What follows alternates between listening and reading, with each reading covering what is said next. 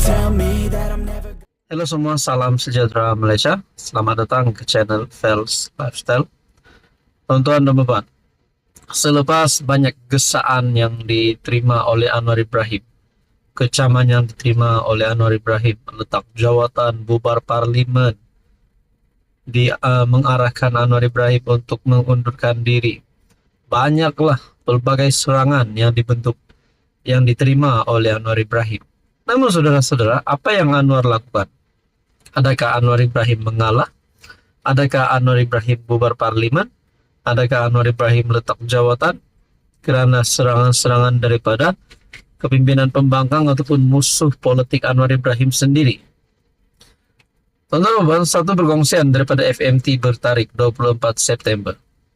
RM21.5 juta disalur untuk bakul makanan di Pavali, Brina Krematorium, kata Anwar.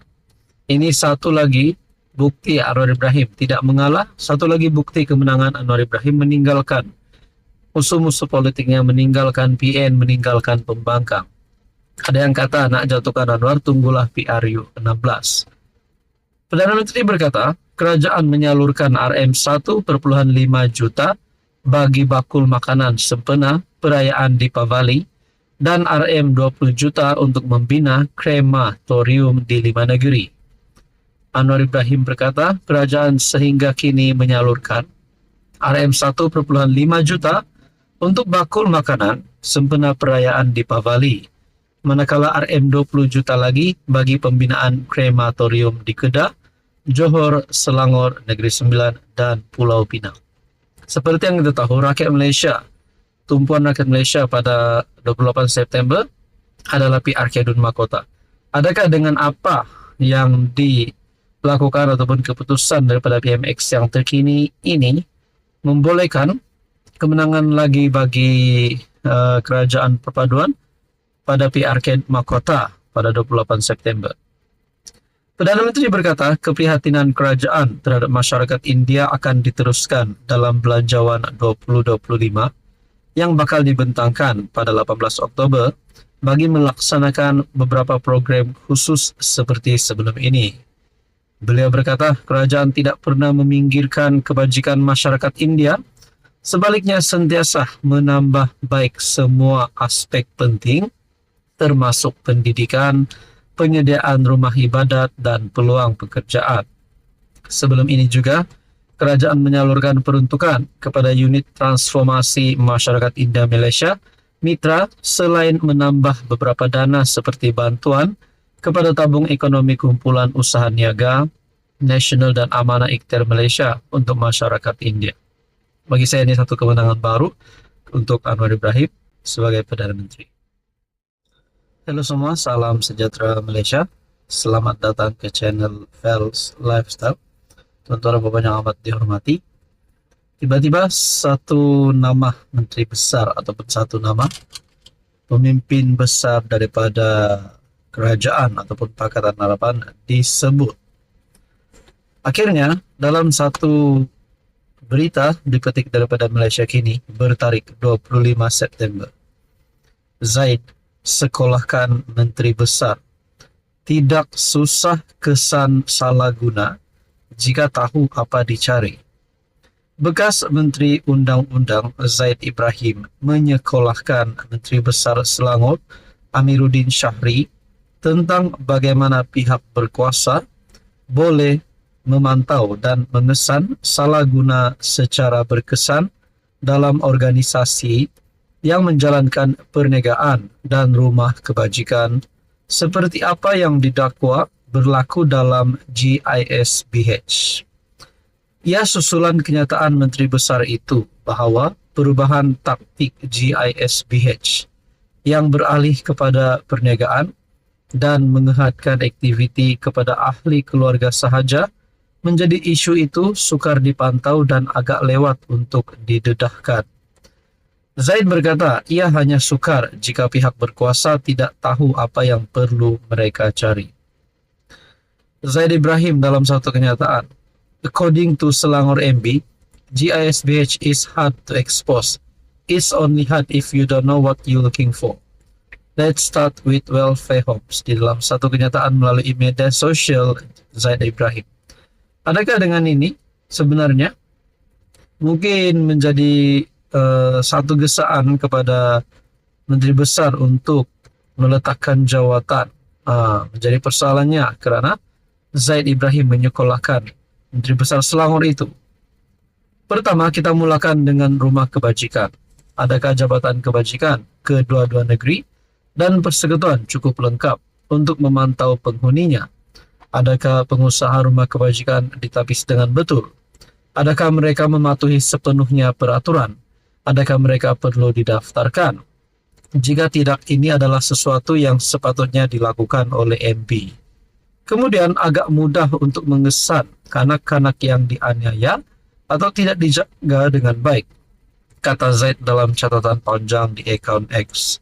Selain itu, katanya, juga adalah tidak susah bagi pihak berkuasa memantau aktiviti perniagaan GISBH. Semua maklumat terkini mengenai syarikat itu sepatutnya dalam simpanan Suruhanjaya Syarikat dan pihak majlis tempatan. Tambah Zaid, manakala lembaga hasil dalam negeri akan mengetahui perniagaan apa yang GISBH terlibat. Saudara-saudara, akhirnya Zaid Ibrahim sekolahkan Menteri Besar Selangor Amiruddin Syari. Tidak susah kesan salah guna jika tahu apa dicari. Berkaitan dengan ini, apa komen Anda? Halo semua, salam sejahtera Malaysia, tuan-tuan dan puan. Terima kasih kerana terus setia dan bersama di dalam channel ini. Kita dikejutkan dengan isu ataupun kes yang disebut ramai. Pihak polis sudah sebut berkaitan dengan isu ini. Kerajaan pun sudah sebut berkaitan dengan isu ini, apatah lagi di kalangan kepimpinan politik. Daripada kerajaan, daripada pembangkang pun ada menyebut berkaitan dengan isu dan kes GISBH. Sebelum ini, Baginda yang di Pertuan Agong ke-17, Sultan Ibrahim, juga sudah bertitah berkaitan dengan isu ini. Dan yang terkini, dalam satu artikel daripada FMT, Sultan Selangor titah percepat proses tindakan terhadap GISBH. Artikel daripada FMT bertarik 24 September. Sultan Sharafuddin Idris Shah turut sentuh pasukan siasatan supaya lebih cekap meneliti sebarang kesalahan dilakukan termasuk kes jenayah. Sultan Selangor, Sultan Sharafuddin Idris Shah menitahkan proses tindakan lanjut berkaitan isu Global Equine Service and Business Holdings ataupun GISBH dipercepatkan. Menteri Besar Amiruddin Syahri berkata, perkara itu antara ditekankan Sultan Selangor ketika sesi pertemuan mingguan hari ini. Selain Baginda berpandangan pasukan siasatan perlu lebih cekap meneliti sebarang kesalahan berkaitan GISBH termasuk kes jenayah. Pada sesi pertemuan tadi, isu GISBH tidaklah dibincang secara spesifik. Namun, Baginda meminta supaya tindakan lanjut dipercepatkan oleh Jabatan Agama Islam Selangor, JAIS, dan Majlis Agama Islam Selangor, MAIS.